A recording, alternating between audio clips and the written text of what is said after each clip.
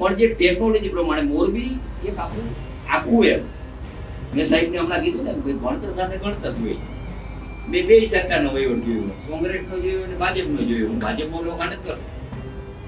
અહીંયા હોય તો હાથું જ કહું, હમણાં થાંભલા પર હોય મેં મારો વજન 2 કિલો ઘટી ગયું કીધું ને અહીંયા એ બોલ્યો ને. અને અહીંયા રજૂઆત થાંભલામાં તમને હજી નવાઈ લાગશે. આટલું દેતા પૈસા 80 લાખ રૂપિયા એક થાંભલા આપવાના. બોલ કેટલા હમણાં બોલ્યા? કેટલા? 70 લાખ રૂપિયા વાઇટના થાંભલો તા જમીન તમે લઈ નથી જવાના. એટલે જેમ અમે આમ ખોબરીને ધોખા વધારે મારે. આ શબ્દો સાંભળીને તમને પણ એવું લાગશે કે તમે બરાબર તો સાંભળ્યું છે ને. મંત્રી કાંતિ અમૃતિયા દ્વારા ખેડૂતોને લઈને એવી વાત કરવામાં આવી છે કે જેને ફરી એકવાર ચર્ચા જગાવી છે. શું છે સમગ્ર મામલો એની વિગતે ચર્ચા કરીશું. નમસ્કાર, હું છું ઉજ્જવલ અને આપ જોઈ રહ્યા છો નિર્ભય ન્યૂઝ. મોરબીમાં આપણને બધાને ખબર છે કે ખેડૂત આંદોલનની શરૂઆત થઈ, ત્યારબાદ એક છાવણી બની, ખેડૂતો ઉપવાસ ઉપર બેઠા, આંદોલન પાર્ટ 3 ચાલી રહ્યું છે. પરંતુ આ તમામ ચર્ચાઓ અને તમામ વાતોની અસર તંત્ર ઉપર પડતી ન હોય એવું લાગી રહ્યું છે. અને આ તમામ ચર્ચાઓની વચ્ચે હવે મંત્રી કાંતિ અમૃતિયા દ્વારા ફરી એકવાર એક એવું નિવેદન આપી દેવામાં આવ્યું છે કે જેણે અનેક ચર્ચાઓને વેગ પકડ્યો છે. ખાસ કરીને જો વાત કરવામાં આવે તો અહીંયા મંત્રી કાંતિ અમૃતિયા દ્વારા એવું કહી દેવામાં આવ્યું છે કે વળતર અને ખાસ કરીને જે વિવાદ ચાલી રહ્યો છે, સરકાર એક થાંભલા દીઠ લાખો રૂપિયાનું વળતર ચૂકવી રહી છે. એ આર્થિક રીતે ઓછું કહી શકાય નહીં. વીજ લાઈન અને થાંભલા નાખવાની પ્રક્રિયા દરમિયાન તણાવને કારણે પોતાનું વજન પણ ઘટી ગયું હતું. તેવી હળવાશની શૈલીમાં તેમણે પોતાની મુશ્કેલીઓ પણ રજૂ કરીને એની સાથે સાથે અહીંયા ખેડૂતોને કહી દીધું કે 70 લાખનું વળતર ઓછું નથી, જમીન કોઈ નહીં લઈ જાય. વધુમાં સમગ્ર બાબતને લઈને કાંતિ અમૃતિયા દ્વારા શું કહેવામાં આવ્યું એ પણ સાંભળી લઈએ. કોઈ વાર નથી વટાતું. પોઝિશન આવી હતા, હકીકતમાં પોઝિશન વિદ્યા કારખાના વાળાને એ એનીયાથી ભાગે નહીં એના માટેના પ્રયત્નો હોય બધાને, કામવાળા. પણ જે ટેકનોલોજી પ્રમાણે મોરબી એક આપણું આખું એમ મેં સાહેબને હમણાં કીધું ને ભાઈ ભણતર સાથે ગણતર જોઈએ. મેં બે સરકારનો વહીવટ જોયો, કોંગ્રેસનો જોયો અને ભાજપનો જોયો. હું ભાજપમાં લોકો નથી કરતો. અહીંયા હોય તો હાથું જ કહું, હમણાં થાંભલા પર હોય મારો વજન 2 કિલો ઘટી ગયું કીધું ને અહીંયા એ બોલ્યો ને. અને અહીંયા રજૂઆત થાંભલામાં તમને હજી નવાઈ લાગશે. આટલું દેતા પૈસા 80 લાખ રૂપિયા એક થાંભલા આપવાના. બોલ કેટલા હમણાં બોલ્યા? કેટલા? 70 લાખ રૂપિયા વાઇટના થાંભલો તા જમીન તમે લઈ નથી જવાના. એટલે જેમ અમે આમ ખોબરીને ધોખા વધારે મારે.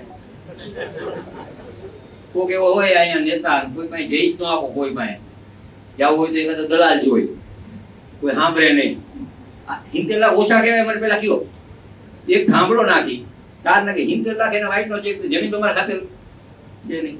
એટલે કહેવાનો અર્થ છે કે સરકાર બહુ પોઝિટિવ બધી બાબત, એમાં અમે પોઝિટિવ. એટલે એ પોઝિટિવ એમાં છે કે આપણે ઉદ્યોગપતિ સાહેબ, હું એવું ત્રીજું કારખાનું મારું સિરાજનું હતું, 200 અમે પેટી બનાવતા ને 280 માં વેચતા, આઈવરી વ્હાઈટ બેઝ કલર. હા, પણ આપણે જેટલા કમાઈને ઘરે લઈ જઈએ એથી વધારે આપણે આપણા માણસોને સરકારને ટેક્સના નાકે કરતા કોઈ વાર નથી વટાતું. આ પોઝિશન આવી હતા, હકીકતમાં પોઝિશન વિદ્યા કારખાના વાળાને એ એનીયાથી ભાગે નહીં એના માટેના પ્રયત્નો હોય બધાને, કામવાળા. પણ જે ટેકનોલોજી પ્રમાણે મોરબી એક આપણું આખું એમ મેં સાહેબને હમણાં કીધું ને ભાઈ ભણતર સાથે ગણતર જોઈએ. મેં બે સરકારનો વહીવટ જોયો, કોંગ્રેસનો જોયો અને ભાજપનો જોયો. હું ભાજપમાં લોકો નથી કરતો. અહીંયા હોય તો હાથું જ કહું, હમણાં થાંભલા પર હોય મારો વજન 2 કિલો ઘટી ગયું કીધું ને અહીંયા એ બોલ્યો ને. અને અહીંયા રજૂઆત થાંભલામાં તમને હજી નવાઈ લાગશે. આટલું દેતા પૈસા 80 લાખ રૂપિયા એક થાંભલા આપવાના. બોલ કેટલા હમણાં બોલ્યા? કેટલા? 70 લાખ રૂપિયા વાઇટના થાંભલો તા જમીન તમે લઈ નથી જવાના. એટલે જેમ અમે આમ ખોબરીને ધોખા વધારે મારે. કોઈ એવો હોય અહીંયા નેતા, કોઈ પાસે જઈ જ ન આપો, કોઈ પાસે જવું હોય તો એકાદ દલાલ જ હોય, કોઈ સાંભળે નહીં. આ 70 લાખ ઓછા કહેવાય મને પેલા કયો, એક થાંભલો નાખી 4 નાખી 70 લાખ એના વાઇટનો ચેક, જમીન તમારા ખાતે છે નહીં. એટલે કહેવાનો અર્થ છે કે સરકાર બહુ પોઝિટિવ બધી બાબત, એમાં અમે પોઝિટિવ. અને એ પોઝિટિવ એમાં છે કે આપણે ઉદ્યોગપતિ સાહેબ, હું એવું ત્રીજું કારખાનું મારું સિરાજનું હતું, 200 અમે પેટી બનાવતા ને 280 વેચતા, આઈવરી વ્હાઈટ બેઝ કલર. હા, પણ આપણે જેટલા કમાઈને ઘરે લઈ જઈએ એથી વધારે આપણે આપણા માણસોને સરકારને ટેક્સના નાકે પડતા હોય. અહીંયા તેમના દ્વારા તો એવું કહી દેવામાં આવ્યું કે આ તમારી જમીન કોઈ નથી લઈ જવાનું, તમને વળતર પણ મળી રહ્યું છે, લાખો રૂપિયાનું વળતર મળી રહ્યું છે. પરંતુ અહીંયા ફરી એકવાર ખેડૂતો માટે જ સવાલ ઊભો થઈ રહ્યો છે કે જે ખેડૂતોની માંગણી હતી. ખેડૂતોની માંગણી એવી છે કે નવો પરિપત્ર જાહેર કરવામાં આવે. હવે તંત્ર પણ એમની વાત ઉપર અડગ છે અને તંત્ર પણ નવો પરિપત્ર જાહેર કરવા માટે તૈયાર નથી. અને આ તમામ ચર્ચાઓની વચ્ચે હવે આ જે વિવાદ ઊભો થયો છે અને આ વિવાદની વચ્ચે હવે મંત્રી કાંતિ અમૃતિયાના નિવેદને આગની અંદર ઘી નાખવાનું કામ કર્યું છે.